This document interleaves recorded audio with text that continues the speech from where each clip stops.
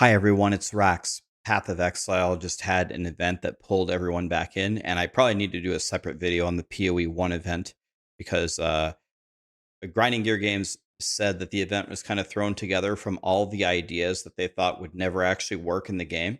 I thought a lot of the stuff that I saw would actually be great with a little bit more work involved in it. But anyway, going back to PoE1, my chat pretty much all the time is just asking me about PoE1 versus PoE2 now. So I thought I'd make a video going over the pluses and minuses of each of them and which one I think is the better game. So let's get started right after we hear from this lovely sponsor that I absolutely love. Guys, the sponsor for today's video is one of my all-time favorites, a genuine endorsement. I eat their food literally all the time. From Factor, from when they sponsored my stream a few years ago. This has got to be minimum my 12th box that I've ordered of food from them. And I love their food for a lot of reasons. I think it's way better than the crappy TV dinners that you can buy in the stores. You just arrive in a huge box, throw them in the fridge, take it out, read the instructions on the back. Couldn't possibly be easier. This morning I made spicy pork bolognese and cavatappi. And it says very easily, just heat it for 2 minutes and you're done. 400 calories, 22 grams of protein. It's perfect if you just don't want to cook or if you're taking meals to work, just want to heat something up.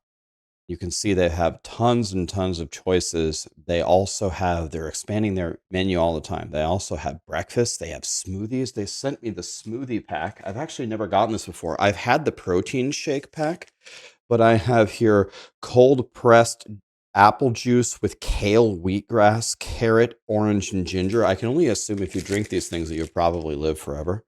Obviously, I'm kidding, but I'm going to try all of these and I'll report back, but they sent me the juice pack this time. So today, for lunch, we're going to have just heated it up. Let's try it. I've never had this one, the cavatappi with the pork and the bolognese and the green beans. Every time, man. Every time. I probably had, over the last couple of years, I probably had close to 100 of these. I don't think I've ever had one that I didn't like, and I've had most of them. So I'm going to devour this entire thing. If this sounds like something that you would like, they have a godly deal. It's 50% off, and it's free shipping with the code 50RAX. It's down below. Love Factor. Factor, for the love of God, please sponsor me 1,000 more times. Thank you. All right, the way I'm going to structure this is maybe a little bit backwards. I'm going to start with everything that I think is better about PoE2, and I'm not going to try to make this video an hour long. We're going to try to get straight to the point here. But I think starting with PoE2 actually makes more sense. Well, the easiest thing that almost everybody can agree on is PoE2 is way better for new players. A lot of people came over to try the PoE1 event, and some people did succeed. It was fine, but some people were still like, this is still too complicated for me. And still in PoE1, if you're new, you really still don't have a chance without a build guide of making a really awesome build. Very low chance. In PoE2, I think you're going to be a lot more successful in kind of messing around with things. There's no doubt about it. PoE2 is better for new players. And by the way, that's an extremely important category. Another thing that I want to say, I should have said this right at the beginning. Little bit of background. I played PoE1 for about 1.5K total hours. In the grand scheme of things for PoE1, that's like a very low number, so I'm still kind of new. But I'm good enough to make a character. I have 2 or 3 void stones, and I'm on T16 maps, and I have most of the pieces for my endgame lightning strike guide. I was following Fob Gun's guide. And in PoE2, I played a lot. I have about 750 hours, so that's a lot. So I played quite a bit of PoE2. And another thing is, I love both games. So I'm not really here to like pick favorites. I'm here just to, tell you about both of them kind of fairly. I should have said that at the beginning. Okay. Another thing that I think PoE2 is going to beat PoE1 in pretty badly is the quality of the campaign. Now, I'm not talking about, some people say, no, Rax, I like the PoE1 campaign better because I just put on Leap Slam or Shield Charge. We'll get to that later. That's the movement of the game. I'm talking about the actual campaign, the quality of the story, the quality of the bosses in PoE2. I think for most people is very clearly higher in PoE2. And when we see acts 4, 5, and 6, I just from what we saw from the first 3 acts, I think we're going to be very impressed. I think they've done a very, very good job here. One thing that I definitely noticed going from PoE2 to PoE1, and some people have said like they're now on the same engine, and maybe that's literally true, but the games don't play the same. The way that the movement is coded in PoE2 and the way that just the animations work, and you press a button, how long does it take for that button to actually register?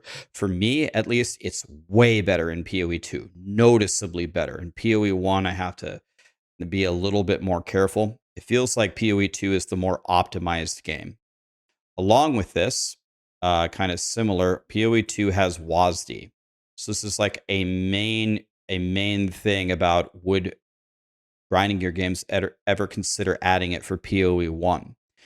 The problem with PoE1 is PoE1 for a long time until you automate it also has 5 flasks. So playing WASD while hitting 5 flasks, I don't know, maybe some people are an octopus or they have like a different way to keybind things.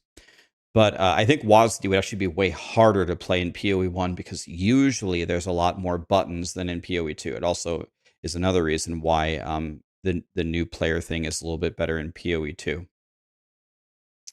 PoE2 has a dodge roll, and the dodge roll feels really nice. I died so many times on the first day trying to play PoE1 because I was in danger. I'm like, oh, just dodge roll. There is no dodge roll.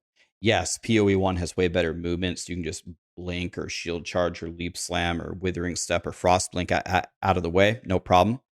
And those movement skills are literally better than dodge roll, but having the dodge roll in your arsenal, I actually think feels really good. So I'm going to give PoE2 credit for that. Same thing along with what we were just talking about. I think I have to give the edge to PoE2 on the flasks. Now, some people will say, no, no, no. Having 5 flasks and being able to craft them and adds a lot of diversity to the game and da da da da da. I agree with you. I think that's true, especially for people that blast PoE1 a lot, like the grinders of the game.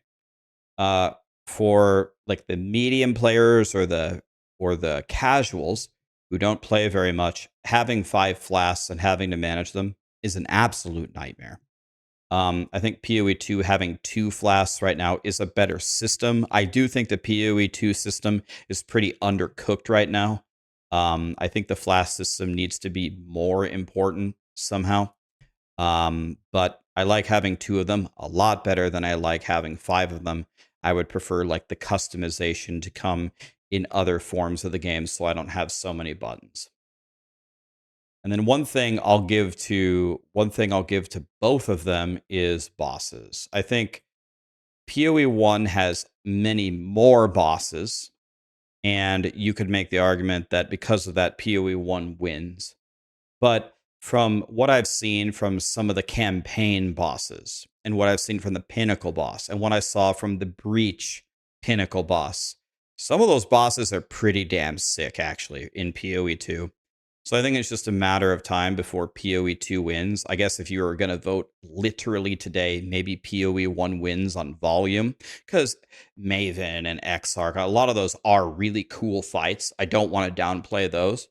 But I'm seeing like another level here from PoE2, kind of like with the campaign. I'm seeing like one more step in grinding gear games evolution. So I'll put bosses in the middle, I guess. I think that's fair.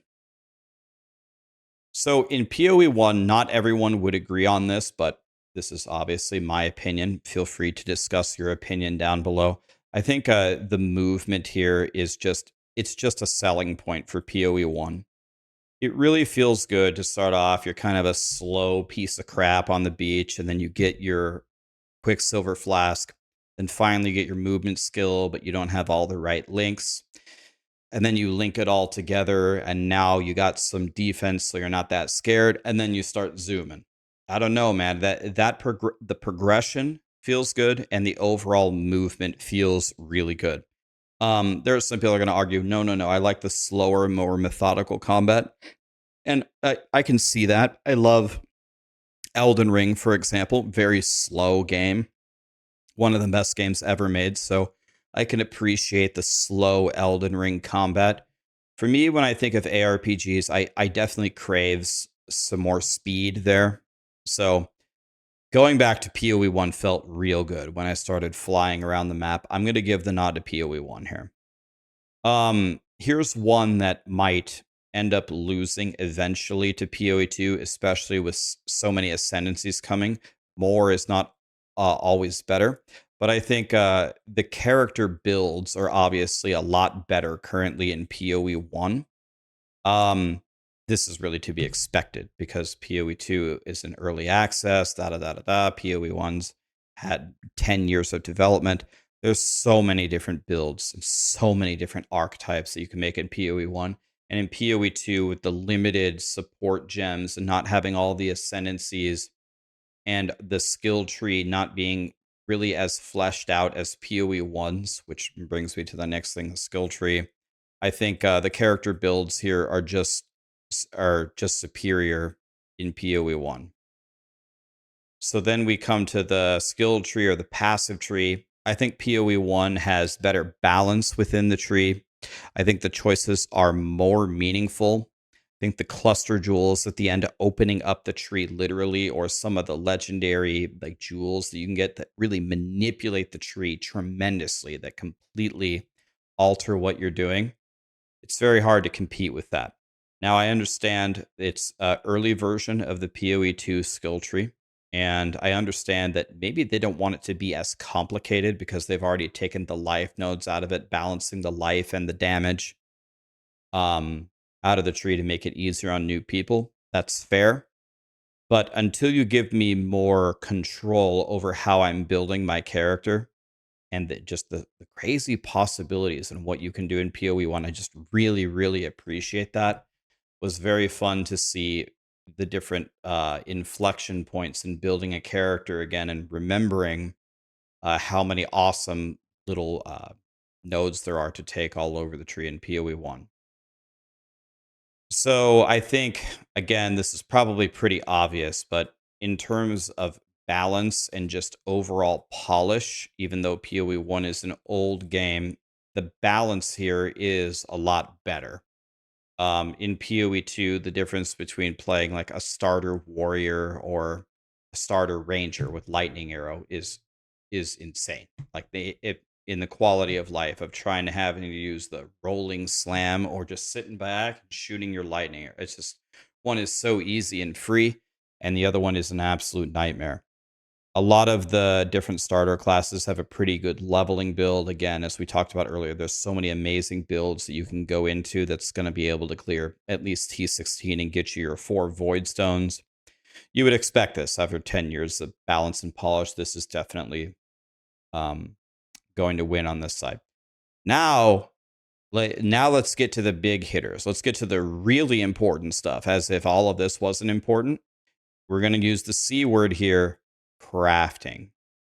PoE1's crafting just annihilates PoE2's right now. And in my last video where I reviewed what Grinding Gear Games said that they were working on for PoE2 for the future and all the stuff that they wrote in the blog post, I didn't see them write anything about crafting, and that scares me because while new players and the casuals may not want it to be super convoluted and diluted and all that stuff, I mean, the crafting, it's just so much better than the slot machines that we have. Let me give you an example. Today I needed a new belt. So I needed a Stygian Vice. That's the belt that I needed because that belt also has a gem that you can put in it, or excuse me, a jewel. So I was like, okay, my chat is usually way smarter than me in PoE1. Some of them have like 10,000 hours. They're like top 5 in hardcore. They're gigablasters. So I always double check with chat. Chat, hey, what should I do to craft this really good belt? And they said, well, there's 2 really good, completely different possibilities. You could use Harvest, which is picking flowers, or as a way to reforge Chaos, because Chaos is the only modifier, Chaos resistance. And then you try, the problem with that one is sometimes you get a very low tier of Chaos res and sometimes you get a perfect tier. Or you could use the Essence for chaos, which is guaranteed if you buy the really expensive one to give you a god roll of chaos, but it's like 5 times as expensive. So I was sitting there doing the math, and it actually came out to be about the same. So you know what I did? I did both of them. I just started messing around with both of them. And then when you get certain belts and certain outcomes, then there's different tricky things you can do, like put on a crafted mod that you don't want in order to block a very high weighted mod. Then you can exalt slam it to add something to it, and then scour what you originally did, wipe it out, and then recraft the mod that you actually want if there's 2 mods that you missed in the prefix or the suffix pool. If you didn't understand anything I just said, that's fine. But the point is when you're actually sitting there messing around with it, and when you figure it out, it's very rewarding to go through these processes to actually have some determinism in crafting a good belt that your build needs. You want to know what I do in POE2? I find a belt, and then I regal it, and then I slam some exalts in it, and if I'm feeling brave, I throw a chaos orb in it, and that's what I do. That's my belt. You know, I really think this is an example where POE2 needs to look very strongly at how POE1 crafting works and see, what kind of trimming they can do, what kind of clutter they can remove from it to not make it maybe as complicated as POE1's, and see if it fits within the POE2 game that they're building. Because I think POE1 is significantly better in crafting. And this is just one example. There's probably a million other examples that make crafting more fun. And then the other mega thing, most important thing for an ARPG, no one will ever be able to change my mind, is the end game. Most people will beat the campaign. The end game is literally the repetitive part and the character progression part in what exactly are we doing here. And again, to state the obvious that Grinding Gear Games essentially said, they said, we slapped together the POE2 endgame in a few months so you would have an endgame to play.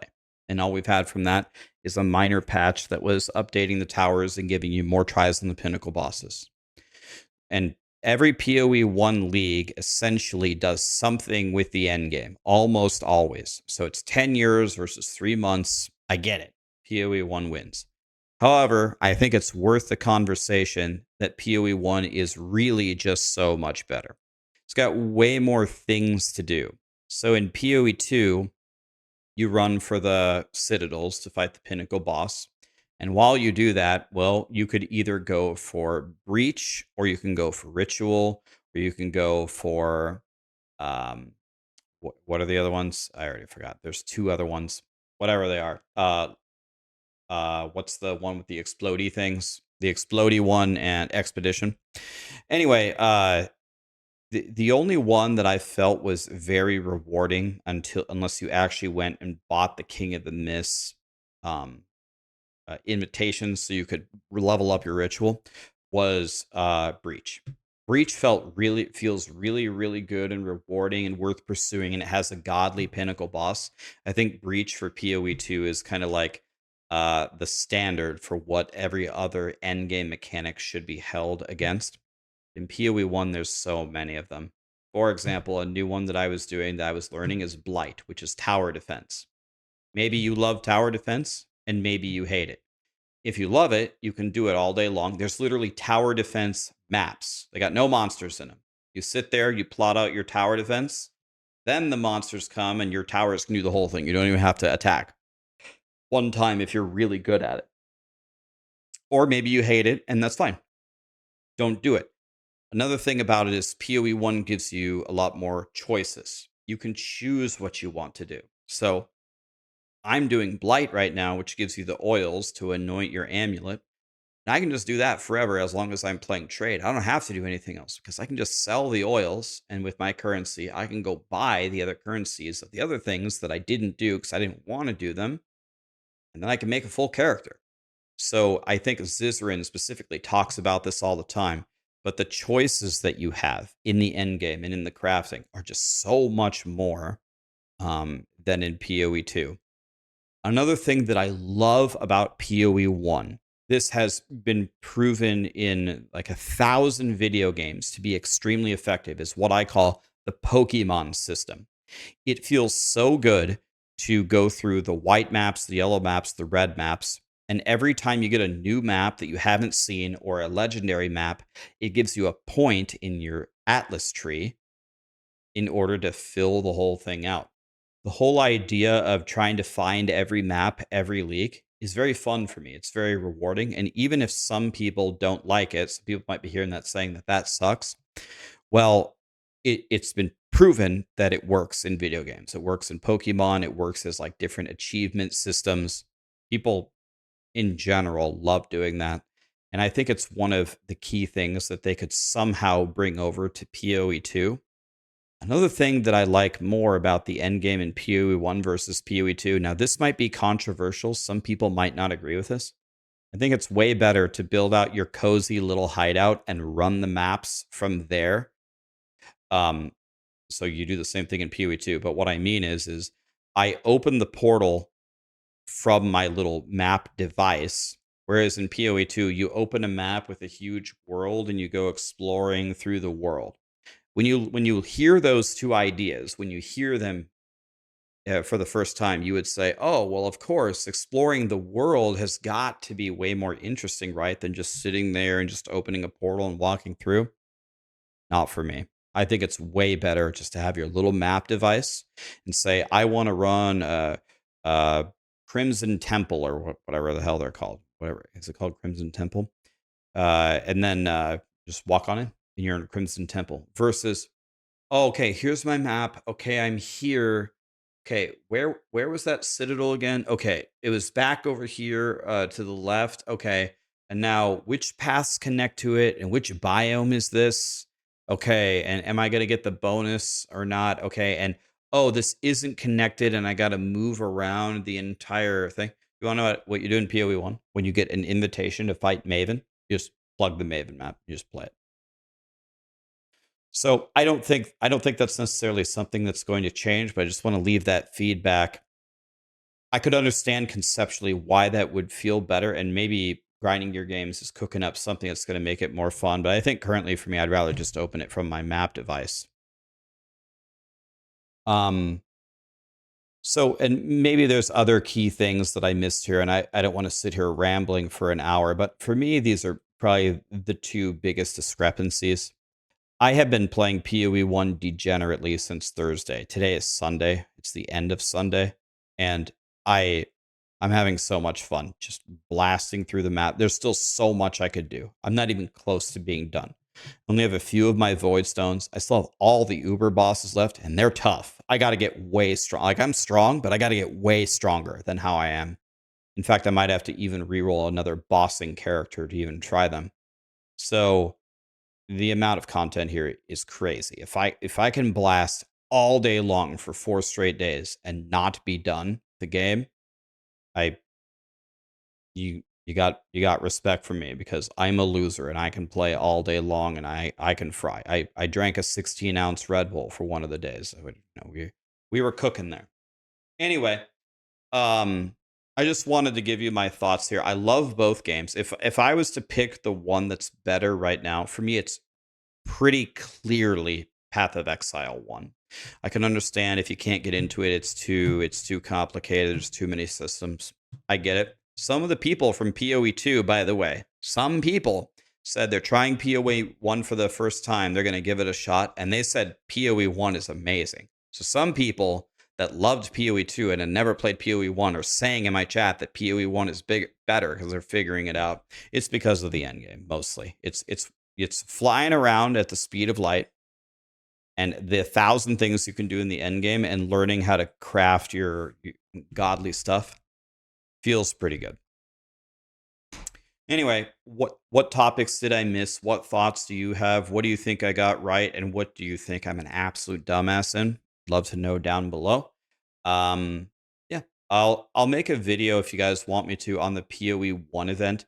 This Grinding Gear Games said that this event is just all their throwaway ideas. They're not coming in PoE1. They're not coming in PoE2. And I think some of them are pretty great, and I think they should reconsider that. If you'd like to see another positive video about the POE1 event, let me know. POE2 has a race coming up. I've never raced before in POE2. I've never practiced for it, but I will compete in it for, why not? So if you want to see that, I'd love to have you there. Thank you.